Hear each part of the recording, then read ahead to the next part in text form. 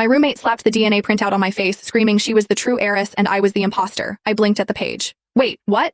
The father's line clearly read the name of our family bodyguard. The results for the campus bell contest just dropped on the school forum. I snagged first place, edging out my roommate, Flora Wallace, by only 5 votes. Flora was so angry that she snapped her pen in two right there in our dorm room. What is wrong with everyone? I heard her seethe. What kind of class does the daughter of some nouveau riche family have? How could she win? I just stood there, dumbfounded. My family's wealth went back generations, and my mother's side was old academic aristocracy. Since when were we nouveau riche? Then I heard Flora keep sneering. Just look at her dad, fat, clueless, and totally uncultured. Even if they're swimming in cash, what's the point?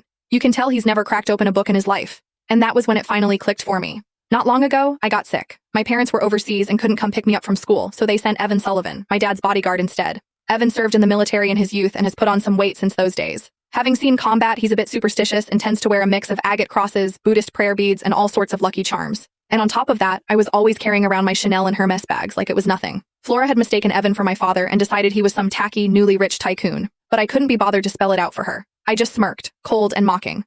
And you lost to the nouveau riche girl? What does that make you? The no riche? I shot back. You! Flora sputtered, completely losing it. She jumped to her feet, but I didn't even spare her another glance. I tossed my Hermes mini bag over my shoulder and headed out of the dorm. It was Friday. My parents were busy again, so Evan was picking me up. But as soon as I got into the car, I noticed Evan looked troubled, sighing heavily. I couldn't help asking, Evan, is something bothering you? That was when Evan finally started pouring his heart out to me.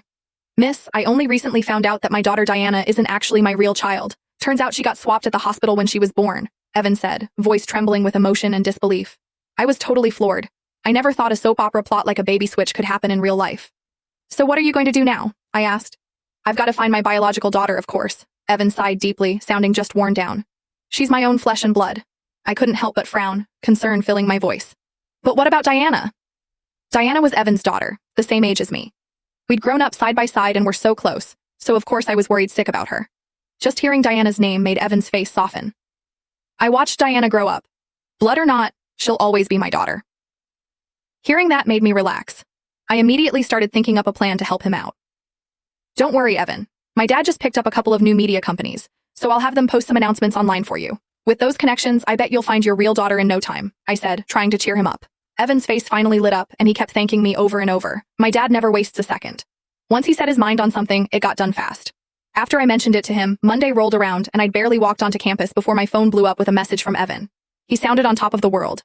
Thank you so much. I found my real daughter. I was just about to reply with a quick congrats when a stack of papers got slammed down hard right in front of me, shaking the whole desk. I looked up to see Flora standing there with a smug little smirk like she'd just won the lottery. I barely had time to ask what Flora's problem was before she jumped in, all hyped up.